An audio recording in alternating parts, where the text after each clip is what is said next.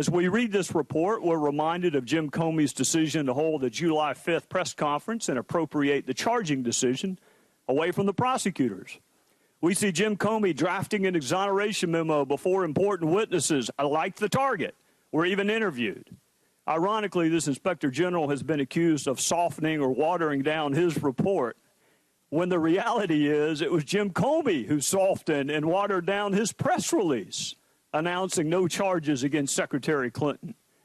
We see Jim Comey and Jim Comey alone deciding which DOJ policies to follow and which to ignore. We see Jim Comey and Jim Comey alone deciding whether there is sufficient evidence to support each and every element of an offense. We see Jim Comey and Jim Comey alone deciding whether to send a letter to Congress in the throes of a looming election. Now, his justification for this is that he did not have confidence in the objectivity of Attorney General Loretta Lynch. Whether it was her asking him to refer to this case as a matter rather than an investigation, or her meeting with Bill Clinton while Hillary Clinton was under investigation, or the matter he has alluded to but claims he cannot discuss publicly, clearly Jim Comey had lost confidence in the DOJ to handle a case in a way worthy of public trust. But that leads us to the one thing we did not see Jim Comey do, which was take any steps to spur the appointment of special counsel in the Hillary Clinton investigation. When he lost confidence in the Trump Justice Department, he memorialized private conversations, he leaked them, and he admitted he did so to spur the appointment of special counsel because he didn't trust the career prosecutors at the Department of Justice. When he lost confidence in the Obama Justice Department, he didn't make special memos. He didn't share them with his law professor friends. He didn't leak the information. He didn't lift a finger to get special prosecutor. Instead, he appointed himself FBI director, attorney general, special counsel, lead investigator, and the general arbiter of what is good and right in the world, according to him. And one of the last times I spoke with Director Comey was in a committee hearing. We had a pointed exchange on what I thought was the FBI making decisions based in part on politics. And he, in his typically sanctimonious way, told me that he disagreed. He said the men and women of the FBI do not, quote, give a hoot about politics. Unfortunately, and I use that word intentionally, unfortunately, he was dead wrong. There were agents and attorneys at the FBI who gave a lot more than a hoot about politics. There's Andy McCabe, the former deputy director and acting director of the FBI, an agency which investigates and charges others for making false statements, himself accused of making false statements and showing a lack of candor.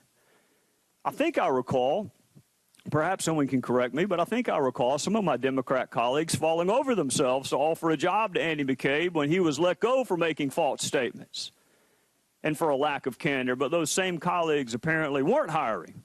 They didn't have any openings when others in a related investigation called Russia were charged with the same offense. There were FBI agents and attorneys who decided to prejudge the outcome of the Hillary Clinton case before the investigation ended. I want you to let that sink in for a second. They prejudged the outcome of the Hillary Clinton investigation before the investigation ended, and these exact same FBI agents and attorneys prejudged the outcome of the Russia investigation before it even began. If prejudging the outcome of an investigation before it ends and prejudging the outcome of an investigation before it begins is not evidence of outcome determinative bias, for the life of me, I don't know what would be. That is textbook bias. It is quite literally the definition of bias, allowing something other than the facts to determine your decision. These agents were calling her president before she was even interviewed. They were calling for the end of the Trump campaign before the investigation even began. They were calling for impeachment simply because he happened to be elected. That is bias. And with all due respect, it's the FBI's job, not mine, to prove that bias can ever be harmless. Because I don't agree. I think bias is always harmful. House Oversight Committee Chairman Trey Gowdy scorched James Comey in a blistering opening statement at a high-profile congressional hearing on Tuesday, declaring, "We can't survive with a justice system we don't trust." Gowdy kicked off a hearing featuring testimony from Justice Department Inspector General Michael Horowitz on his review of the Hillary Clinton email case. The top DOJ watchdog is on Capitol Hill for the second day in a row to discuss the explosive report. But Gowdy launched into Tuesday's session, a joint hearing held by the House Oversight and Judiciary panels, with a fiery condemnation of the former FBI director and certain agents in the bureau he led. Referring to IG findings that Comey defied his superiors in his handling of the Clinton email case, Gowdy accused the ex-director of essentially operating by his own rules. "We see Jim Comey and Jim Comey alone deciding which DOJ policies to follow and which to ignore," he said. Gowdy accused Comey of watering down his initial statement on the investigation's findings and making other decisions on his own.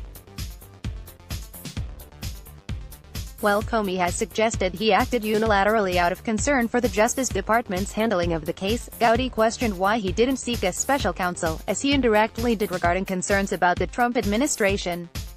Instead, he appointed himself FBI Director, Attorney General, Special Counsel, lead investigator and the general arbiter of what is good and right in the world according to him. Gowdy said that Horowitz's report, which was released last Thursday, should conjure anger, disappointment and sadness in anyone who reads it. He also said that, in the wake of the IG report, there were FBI agents and attorneys who decided to prejudge the outcome of the Clinton case.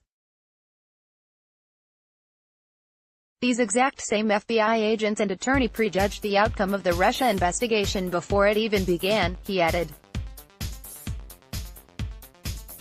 He said, prejudging the outcome of an investigation before it ends, and prejudging the outcome of an investigation before it begins, is the textbook definition of bias. Horowitz also testified on Monday before the Senate Judiciary Committee.